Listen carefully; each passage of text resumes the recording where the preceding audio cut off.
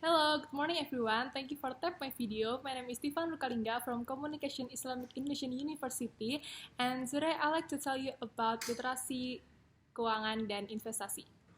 Kata siapa sih milenial tidak membutuhkan literasi finansial?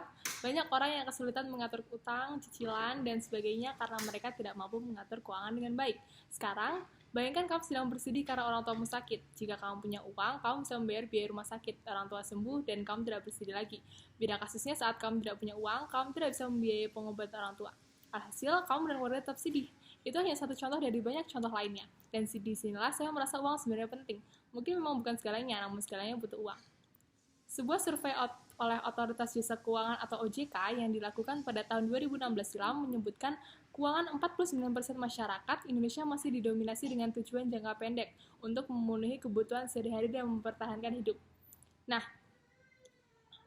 kenapa kaum milenial itu penting untuk memahami literasi keuangan dan investasi?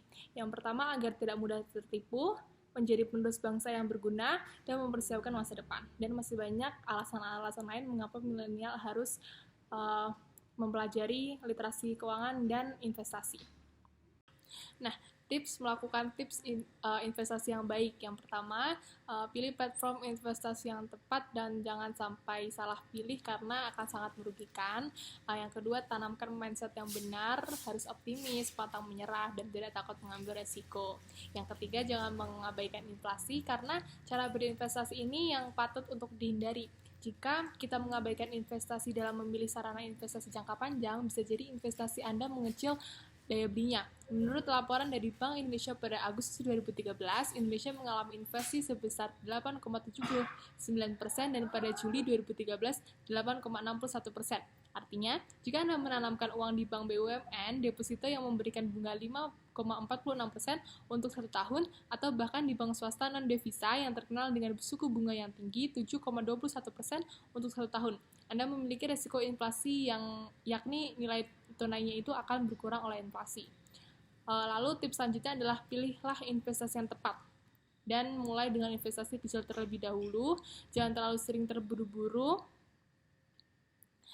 Nah, selanjutnya bentuk-bentuk investasi ini ada banyak, seperti saham.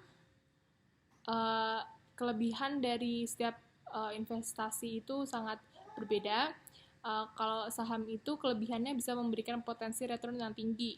Yang kedua, sangat liquid, tidak memerlukan rekrutmen karyawan baru.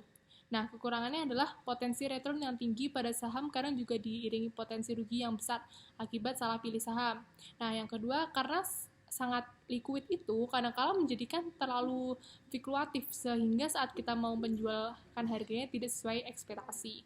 Nah, yang terakhir, kekurangannya adalah tidak memerlukan pegawai. Artinya Anda sendiri yang memantau investasi saham Anda. Kadangkala investor meluapkan investasi karena sibuk pada urusan lain sehingga investasinya terbengkalai.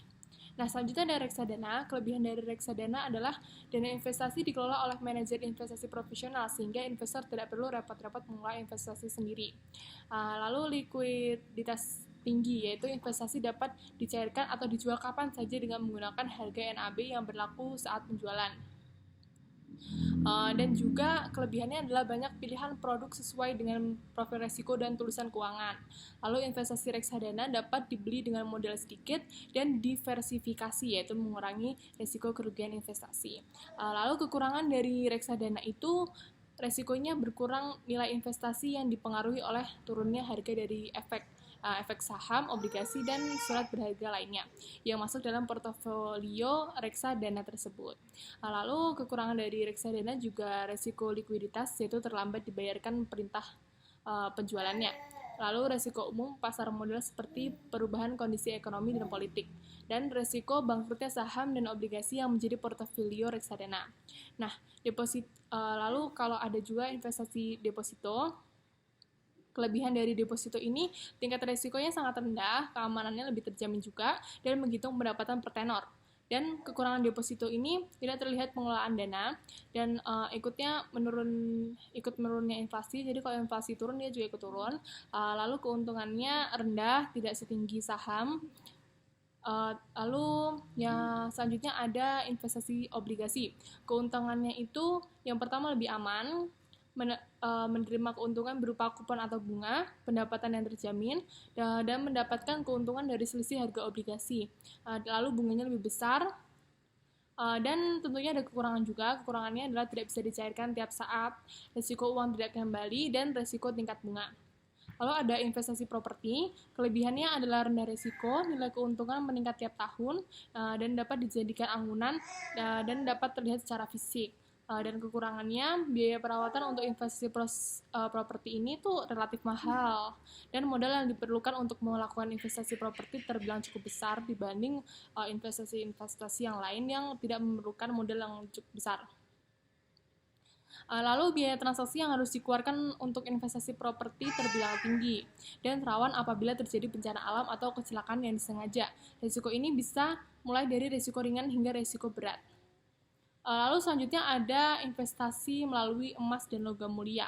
Kelebihannya itu simpel, harga stabil, mudah diperjualbelikan, dan dapat dijadikan jaminan. Dan kekurangannya itu keamanannya yang tidak tentu terjamin, bisa hilang, dan peningkatan harganya tidak signifikan, jadi kadang naik kadang turun seperti itu. Dan yang terakhir adalah investasi menggunakan asuransi. Kelebihannya itu asuransi dan investasi yang dijadikan satu memang terkesan lebih praktis karena kita tidak perlu membayar di tempat yang berbeda. Hanya dengan sekali membayar, kita langsung memiliki asuransi dan investasi. Selain itu, pihak asuransi ini juga akan memberikan asuransi dalam berbagai bentuk sekaligus. Misalnya asuransi jiwa, asuransi kecelakaan, dan investasi digabungkan menjadi satu. Sistem pembayarannya pun juga sangat mudah. Kita tidak perlu datang ke kantor penyedia jasa asuransi investasi, namun dapat dibayarkan melalui kredit card. Cara ini tentunya akan sangat fleksibel untuk kita yang memiliki banyak aktivitas dan tidak sangat meluangkan waktunya untuk mengantri.